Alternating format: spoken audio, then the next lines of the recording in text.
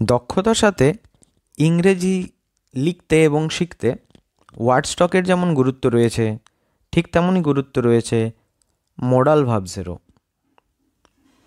কী এই modal verbs, কোথায় ব্যবহার হয়, কিভাবে ব্যবহার হয়, আজকে আমরা ভিডিওতে এই বিষয়ে ডিসকাস করব।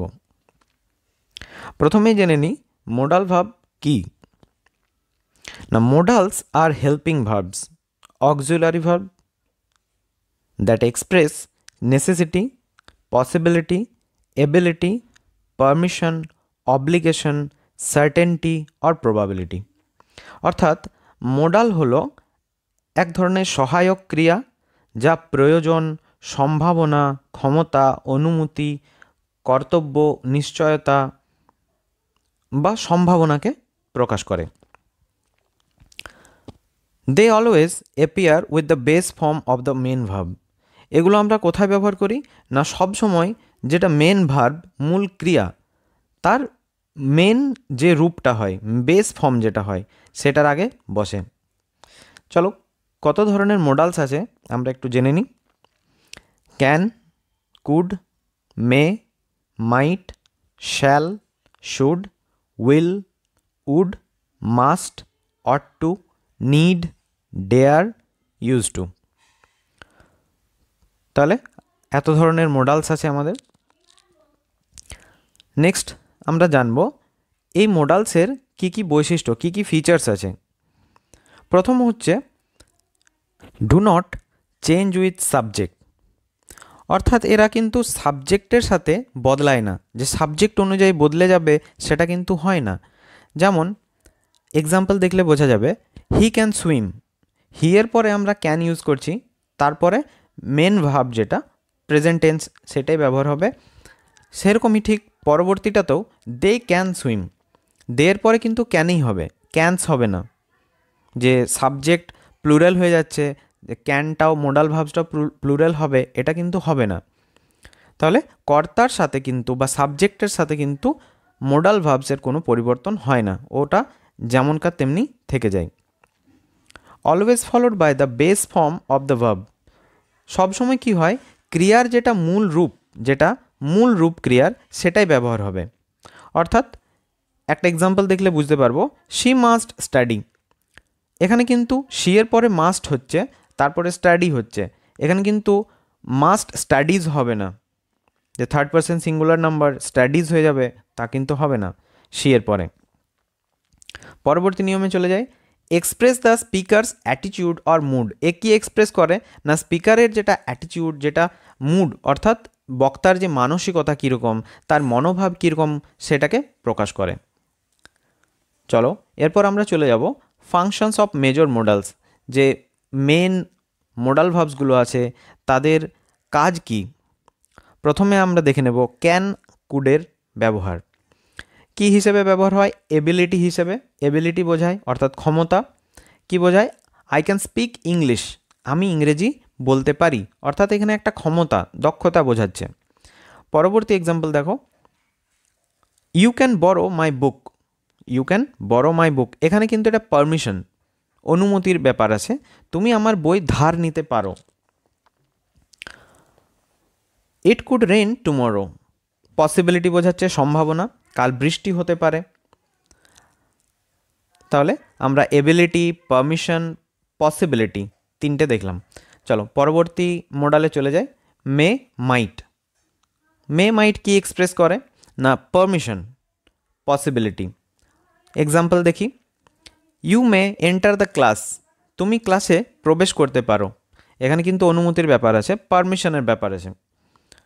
Next example, he might be late, সম্ভাবনা, পসিবিলিটি, সে হয়তো দেরি করবে। তাহলে হি মাইট বি লেট, সে হয়তো দেরি করবে, এখানে একটা সম্ভাবনা বোঝাচ্ছে, পসিবিলিটি। নেক্সট মোডালে চলে যাই, shall, will, would. Shall, will, would আমরা জানি এগুলো কিন্তু ফিউচার টেন্সের ক্ষেত্রে ব্যবহার হয়, ভবিষ্যতের কথা বোঝাতে। এক্সাম্পল দেখে নিই, I will call you tomorrow, আমি তোমাকে কাল ফোন করব। এখানে কিন্তু ভবিষ্যতের একটা সম্ভাবনা বা ভবিষ্যতের কোনো একটা রেফারেন্সের কথা বলা হচ্ছে, I will call you tomorrow. আর কি হতে পারে? পোলাইট অফার্স হতে পারে, শ্যাল আই হেল্প ইউ, এখানে একটা খুব ভদ্রভাবে কেউ যেন প্রস্তাব দিচ্ছে, আমি কি তোমাকে সাহায্য করব, শ্যাল আই হেল্প ইউ। আর কি বোঝাতে পারে, পাস্ট হ্যাবিট বোঝাতে পারে পোলাইট রিকোয়েস্টের ক্ষেত্রে। পোলাইট রিকোয়েস্টের ক্ষেত্রে কি হতে পারে, would you open the door please, তুমি কি দয়া করে দরজাটা খুলবে। পরবর্তী মোডালে চলে যাই, মাস্ট, অট টু, শুড। তাহলে দেখো এখানে অব্লিগেশন বোঝাচ্ছে মাস্ট, অব্লিগেশন মানে বাধ্যবাধকতা, যেখানে করতেই হবে। You must wear a helmet, তোমার একটা হেলমেট পরতেই হবে, তোমাকে হেলমেট পরতেই হবে। অব্লিগেশন বোঝাচ্ছে বাধ্যকতা, করতেই হবে। আর কি হতে পারে, ইউ শুড টেক রেস্ট, এখানে দেখো অ্যাডভাইস সাজেস্ট করা হচ্ছে, কেউ যেন অ্যাডভাইস দিচ্ছে, তোমার বিশ্রাম নেওয়া উচিত। আর কি হতে পারে, উচিত অর্থে ব্যবহার হতে পারে, নৈতিক কর্তব্য অনুযায়ী হতে পারে। একটা এক্সাম্পল দেখে নিই, we ought to help the poor, এখানে কি বোঝাচ্ছে, আমাদের গরিবদেরকে সাহায্য করা উচিত। এখানে একটা নৈতিক কর্তব্য বোঝাচ্ছে, অট টু আমাদের এরকম একটা মিনিং সাজেস্ট করে যেখানে নৈতিক কর্তব্য বোঝাতে পারে। পরবর্তী মোডালে চলে যায়, নিড, ডেয়ার। নিডের ক্ষেত্রে কি হয়, নিড কি বোঝায়, নেসেসিটি বা নেগেটিভ ফর্মকে বোঝায়। নেসেসিটি কীরকম না, যেটা প্রয়োজন। ইউ নিড নট ওয়ারি, তোমার চিন্তা করার দরকার নেই, তোমার চিন্তা করার দরকার নেই। এখানে একটা প্রয়োজন নেই বা দরকার নেই এরকম একটা সেন্স ইউজ হয় নিডের ক্ষেত্রে। ডেয়ারের ক্ষেত্রে কি হয়, ডেয়ার আমরা জানি ডেয়ার মানে সাহস বা চ্যালেঞ্জ, কারেজ বা চ্যালেঞ্জকে বোঝায় না। এক্সাম্পল দেখে নিই, he dare not oppose his father, সে তার বাবার বিরোধিতা করার সাহস করে না। নেক্সট মডেল, ইউজ টু, এটা কি বোঝায় না, পাস্টের কোনো একটা হ্যাবিট, অতীতের কোনো একটা অভ্যেস যেটা আগে আমরা করতাম বা আমি করতাম, সেটা যখন বোঝানো হবে তখন ইউজ টু আমরা ইউজ করতে পারি। যেমন অতীতের অভ্যাস বোঝাতে সেরকম একটা সেন্টেন্স দেখি, she use to play the piano, সে আগে পিয়ানো বাজাতো। দেখো এটা অতীতের একটা অভ্যেসকে বোঝাচ্ছে, সেই অতীতের অভ্যাস অনুযায়ী সেই পিয়ানো বাজাতো।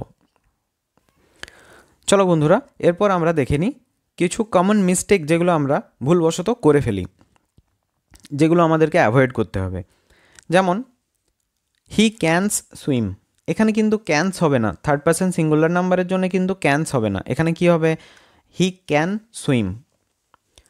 পরবর্তী এক্সাম্পল দেখো, শি মাস্টস স্টাডিজ, এখানেও কিন্তু সেম, মাস্টস হবে না, এখানে কিন্তু মাস্ট হবে। You should go to, you should to go হবে না, এখানে ইউ শুড গো হবে। তাহলে এই মিস্টেকগুলোর দিকে আমাদেরকে নজর রাখতে হবে যেন এই ভুলগুলো না হয়। মোডালস আমরা নিয়ম জানলাম, নিয়মের ব্যবহার শিখলাম, কোথায় কি ভুল হয় সেগুলো জানলাম। তোমাদের প্র্যাকটিসের জন্য আমি কয়েকটা কোয়েশ্চেন দিয়ে রাখলাম, তোমরা সেই উত্তরগুলো তোমাদের কমেন্ট সেকশানে দিতে পারো।